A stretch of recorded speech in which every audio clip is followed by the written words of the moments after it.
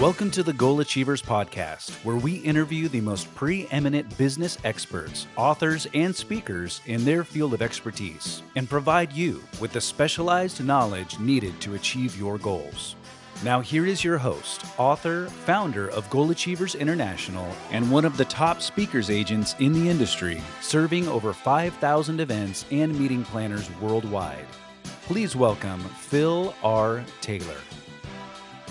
Well, welcome everybody to another exciting episode of the Goal Achievers Podcast. We're so delighted that you've taken time out of your day to invest in yourself. And today's we have a very, very special guest by the name of Dr. Terry Paulson, who's a psychologist and leading authority on change management. He's an honored speaker, professional speaker to say the very least, national columnist, and author of popular books such as The Optimism Advantage, Leadership Truths, One Story at a Time, Paulson on Change.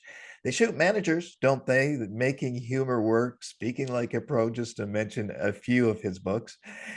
Dr. Paulson is a recipient of the National Speakers Association Cavett Award. It is the association's most cherished award, presented annually to the member whose accomplishments over the years have reflected outstanding credit, respect, honor, and admiration in the association and the speaking profession.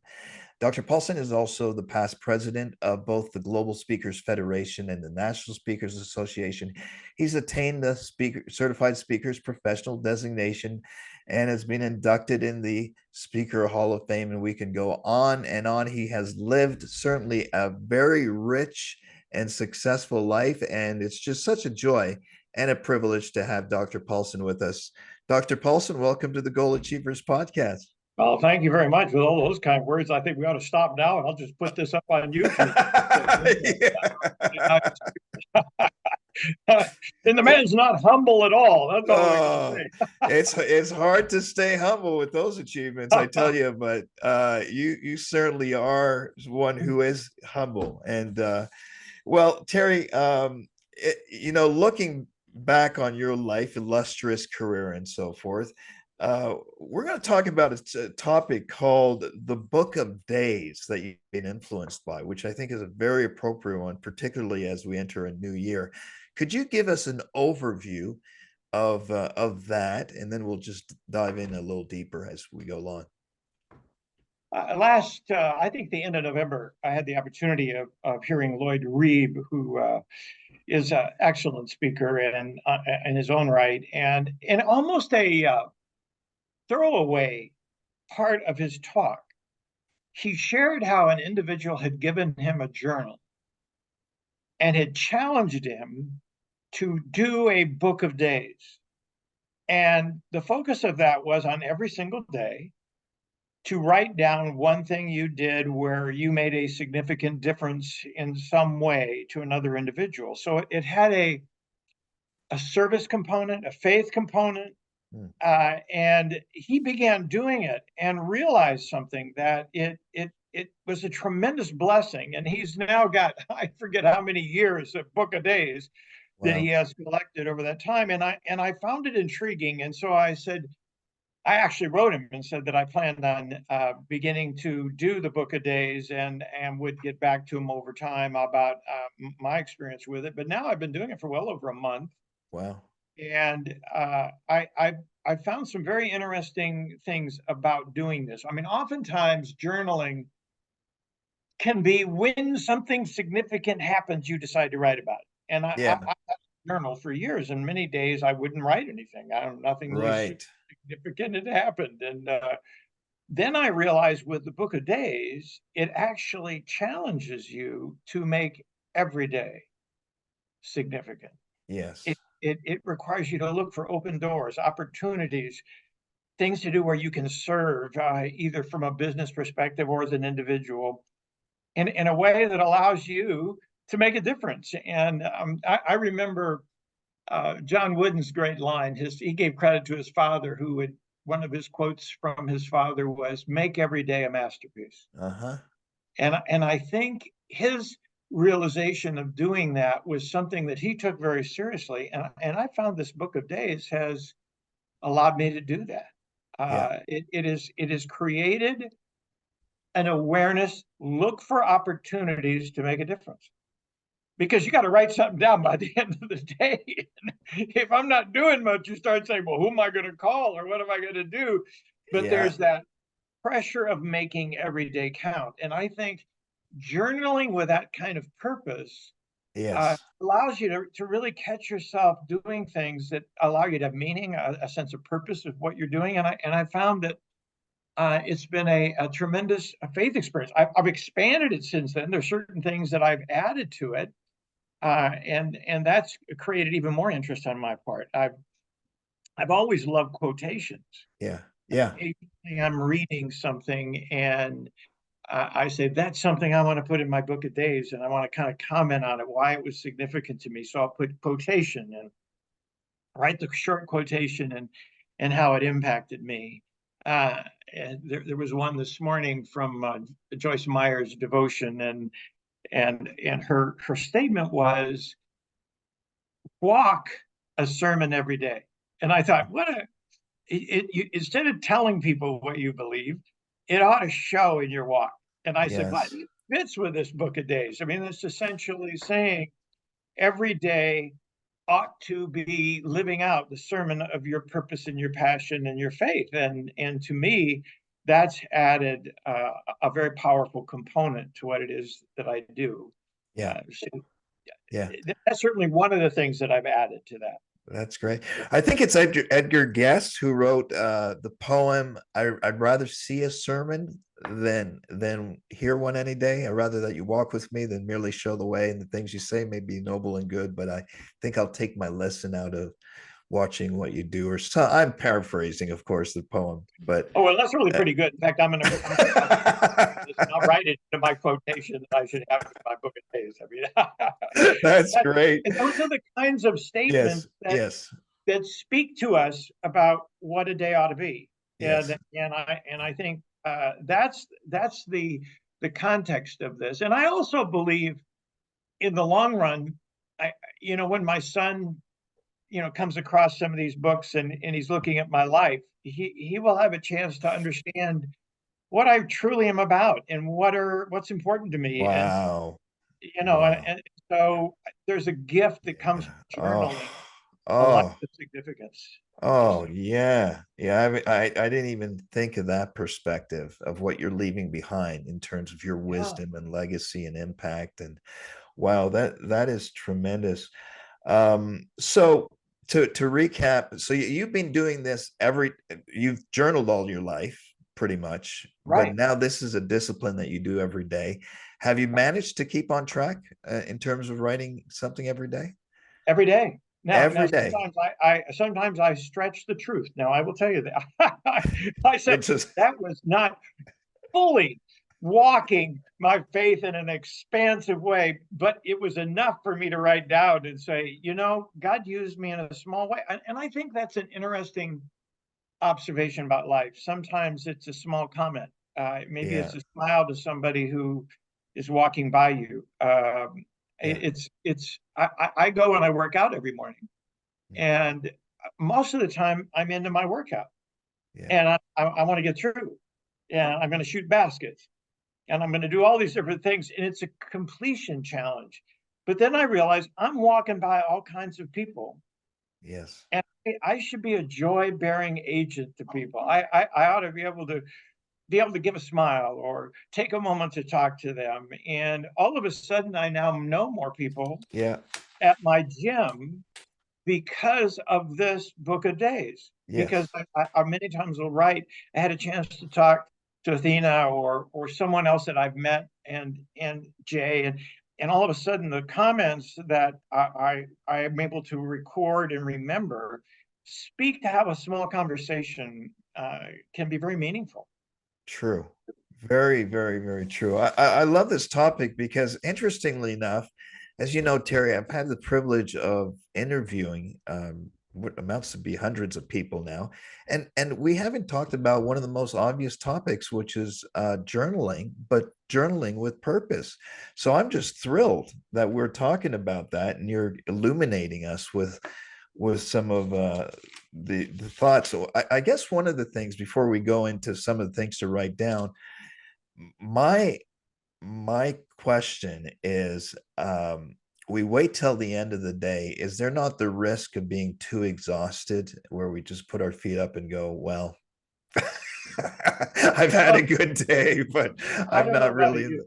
yeah. Zagarnik's great line. Zagarnik, whose only claim to fame, I think, was the Zagarnik effect. We have Okay. a need to get closure. We like Ah, to have things finished. When you know you have an obligation to write something down every day, that day is significant, there's a desire for you to finish. And so there's motivation. Now, I don't wait till the end of the day. right. I mean, if Okay. I have something come up that I want to journal about, I'm doing it early, and whenever it occurs, and I pick up my book and I take the opportunity to write, and then Yeah. many times I'll add to that later on with other kinds of entries that relate to other aspects of it. Yeah. I think we sometimes we forget the fact that it used to be people would keep letters. You remember that? Right. I mean, you would get Yeah. letters and you would keep Yes. them. Yeah. Almost everything is email. Yeah. Yeah. Yeah. Nobody's keeping that sense of history. And that's where I think journaling as a component, because all of a sudden you're keeping track of your Yeah. days and the significance of your life. And I'm a firm believer, that God says every one of us counts.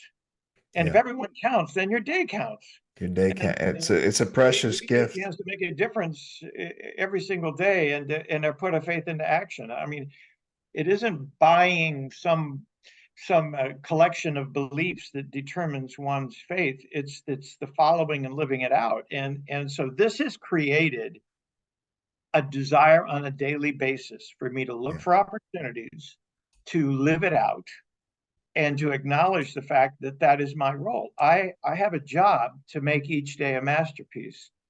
And when I'm interacting with other people, sometimes it's just listening, sometimes it's a kind word. It's acknowledging some truth from scripture and sharing it. And you do that well with your entries on Facebook and other Mm. areas. You take time to share that which impacts you. Yeah.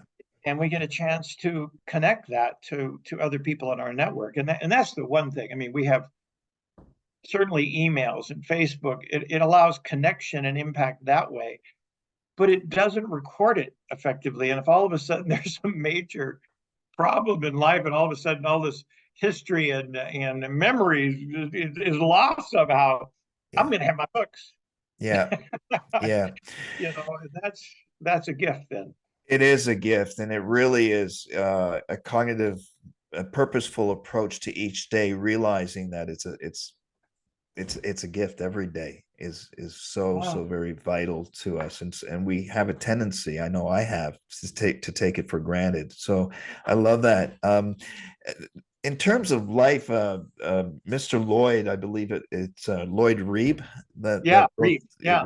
yeah. He I did see his presentation as well, which I'd encourage everybody to go to, as well as YouTube, in as a complimentary to this interview. But he talked about the your life being split in two halves, the former and the latter days of your life, and how much more significant it seems and purposeful it is to be living out the latter days of your life. Or perhaps I'm not articulating it as well as he is, No, but could you I recap that? yes, Yeah. I think that is very your best second Yeah. half Best is second half. really what he's talking about. And think back to our early life. A lot of things are programmed in by expectations of others. You Yeah. need to get a job. You need to have a relationship. You need to have children. There are a lot of things that are expectations that you have.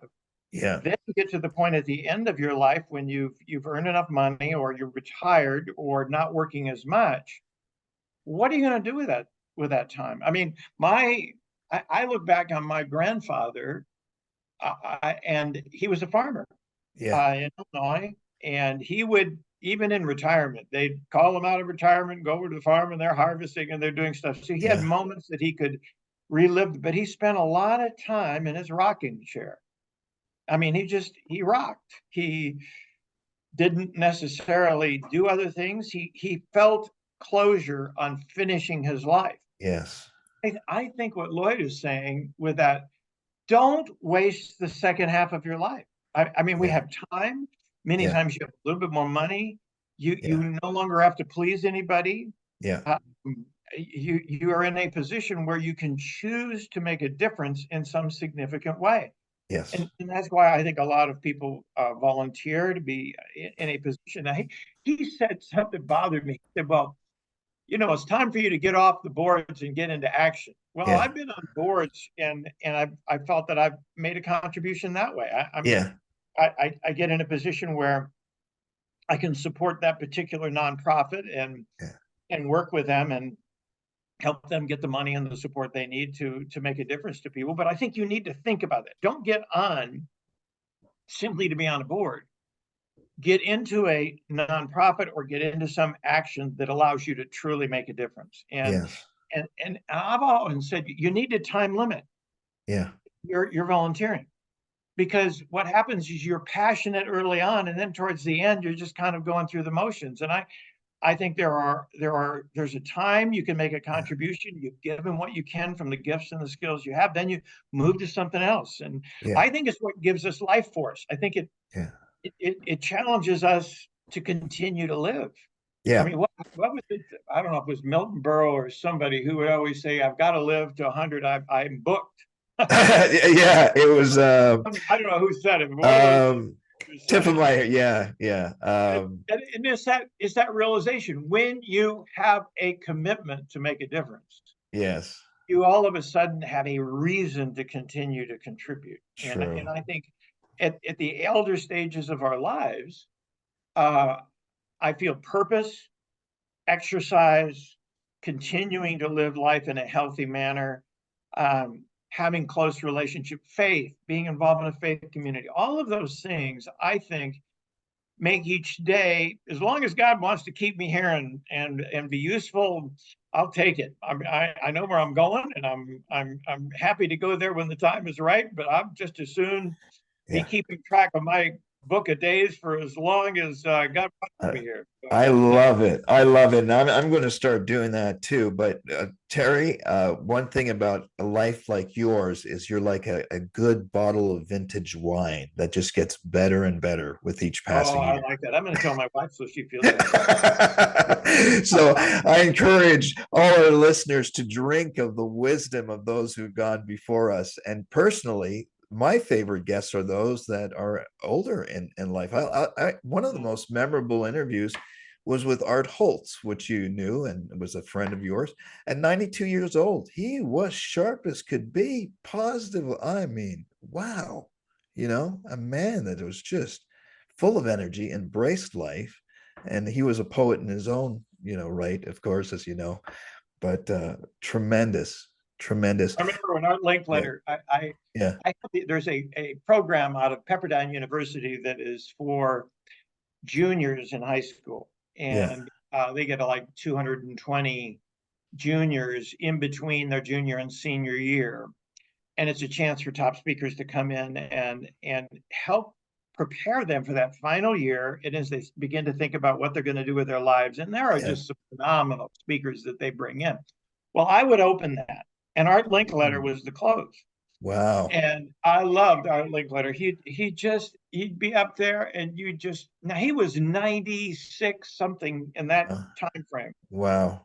And he was still speaking, making sense. And I went up to him and I just said, at 96, how do you remember?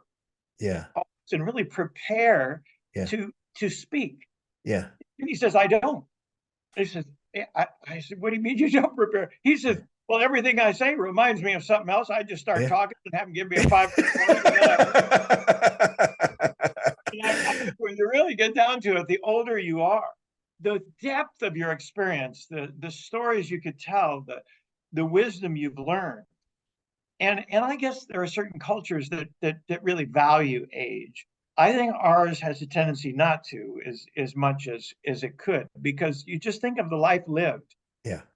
We ought to be sitting down with some of our seniors and just say, tell me your wisdom. And that's what we try to do here at the Goal Achievers podcast, is just draw from the knowledge, the insight, expertise of those that excel in their field, but also those that have gone before us, like yourself, Terry. But you're looking good, you know. I mean, you really are, and I know you like. Now, a quick question that's lingering in my mind: is there a difference between typing in a journal or writing physically, you know, in a book? Yeah.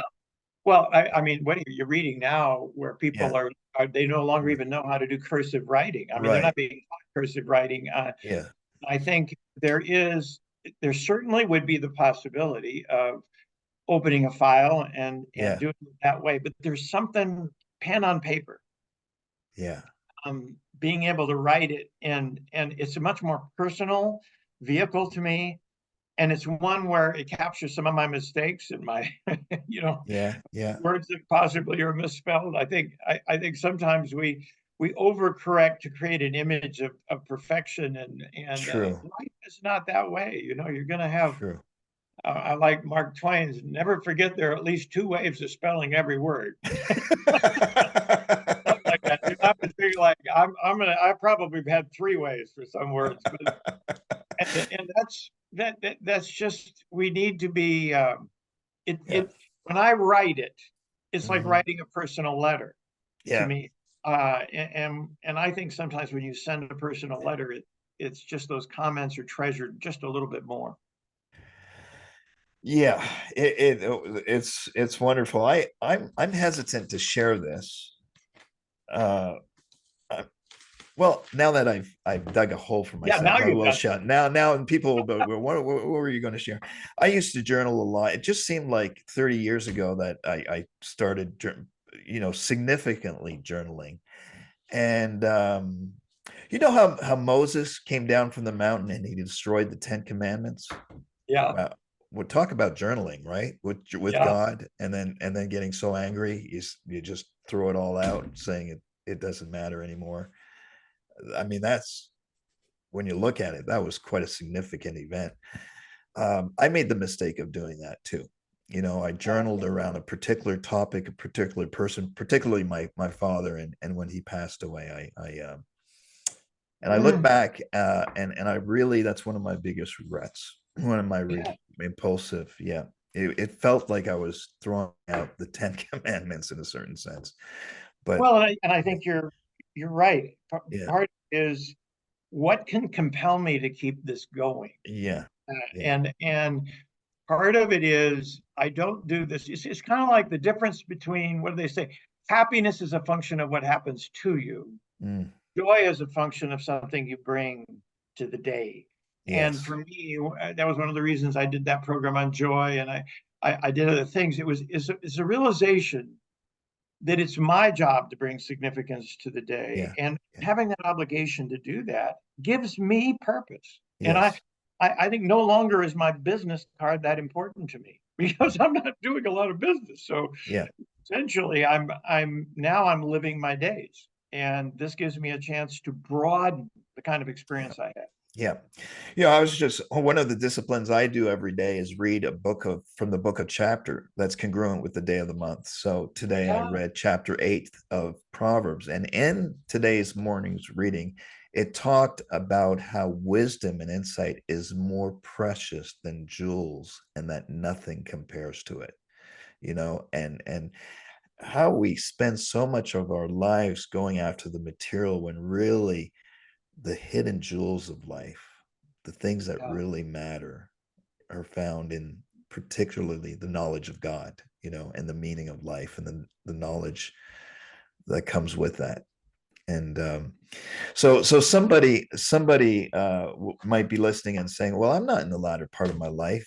I mean, what's the advantage and the purpose and benefit of me doing a days of journal at this point in my life? I think Yeah. let's look at what is the Okay. heart of business. Heart of business is customer service.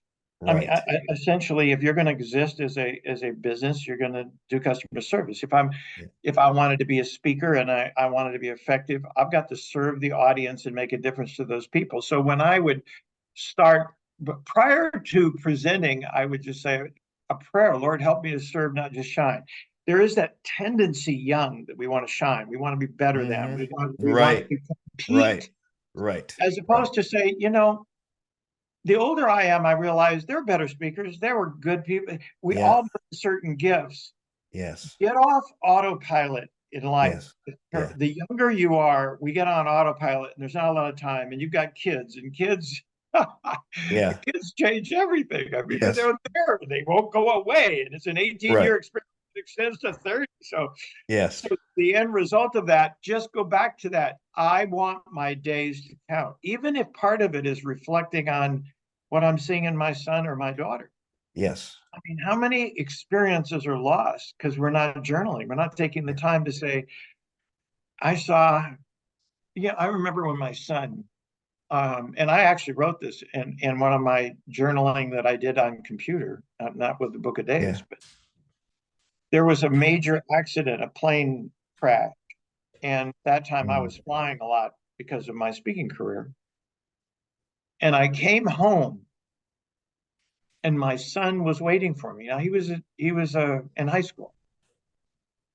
And he just came to me and he just said, Dad, I watched that plane crash and I watched the news about that. And I remembered that you were coming home on a plane. And I realized I could lose you. And I have to say, I love you. Oh. And we are at that time, we're working on a book.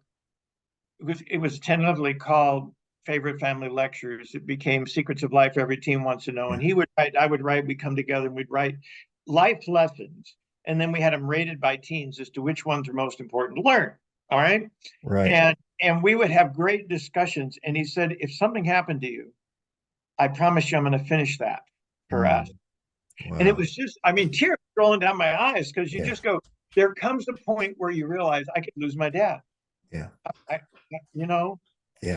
Most of us in our young years aren't realizing the significance of a moment or the significance of a relationship. And the older we get, we lose more friends, we lose more people, we lose our parents. And all of a sudden you realize the significance of a day. And so I think to a certain extent, if you're watching and you're young, this is a chance for you to build a habit of making every day count, even if it's just acknowledging what you're doing, of keeping track of what works for you in business. I mean, the best manager I ever worked for is Stanford Linear Accelerator. I was 17 years old. He would take me on a walk and he would, the first question he would ask is, Terry, what's working for you?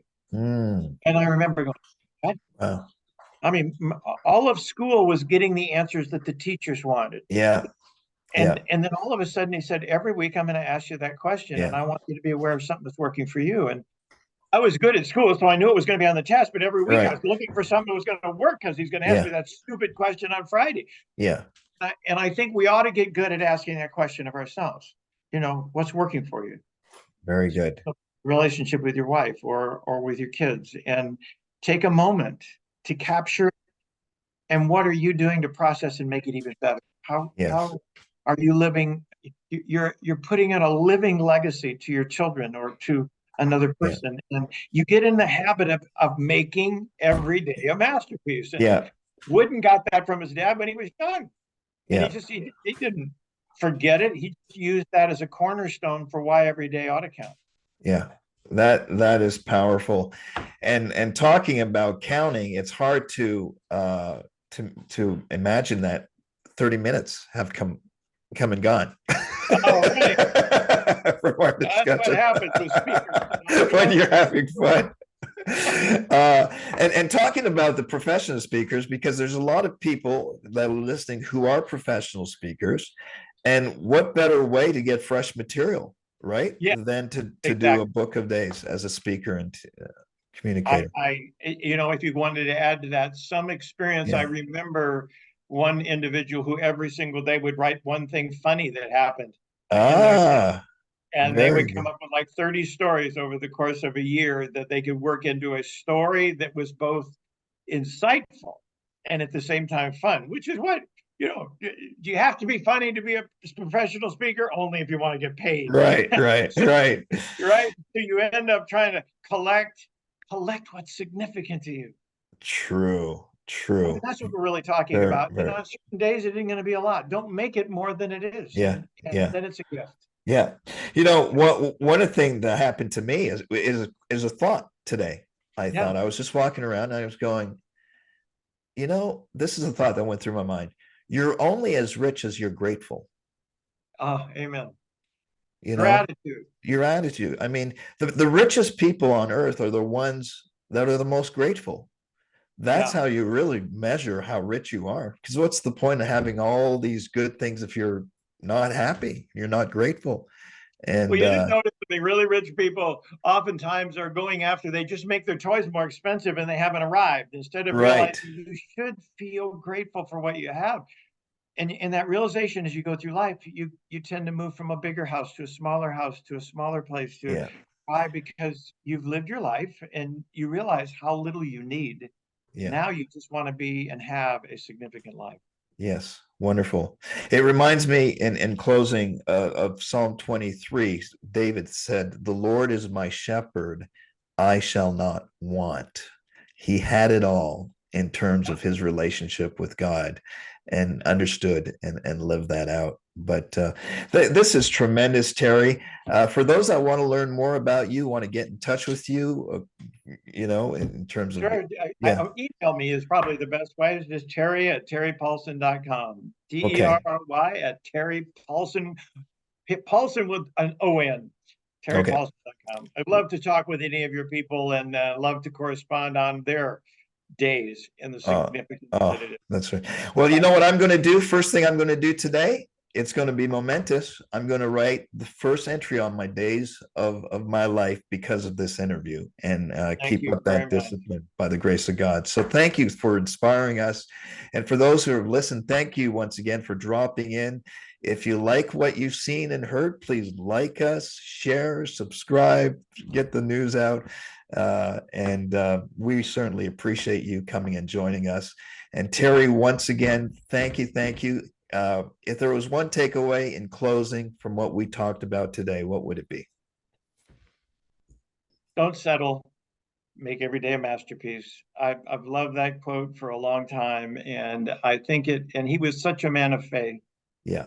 That John Wooden is a man I respected, not just for all his basketball titles at UCLA, where I graduated, but for the man he was and the people he influenced through that faith and impact. So God gives us examples like that, and we hope we get to be that. And thank you for doing this and having a podcast that really makes a difference. Talk about significant things, because we need this kind of content to continue to expand and grow as individuals, no matter what our age. Absolutely. You're either growing, you're either ripe or rotting, or green and growing. There's another quote. That's by I don't want to rot. That doesn't sound good. So always keep growing. Okay. Well, Terry, God bless you. Thank you for joining us, and we look forward to following your work with great interest. Thank you. You've been listening to the Goal Achievers podcast with professional speaking agent Phil R. Taylor. For free access to all Phil's resources and interviews, please visit myspeakersource.com. Or if you are an event or meeting planner and would like more information on how we can equip you with the perfect speakers to make your event a huge success, please email us at speakers@myspeakersource.com or give us a call at 407-900-2427. This has been a My Speaker Source production. On behalf of Phil R. Taylor and the entire team, we wish you a blessed day as you pursue the achievement of your dreams and goals. There's a reason for the sunshine sky. There's a reason why I'm feeling so high. Must be the season when that love light shines all around us. So let that feeling grab you deep inside, send you reeling where your love can't hide, and then go stealing through the moonlit nights with your lover.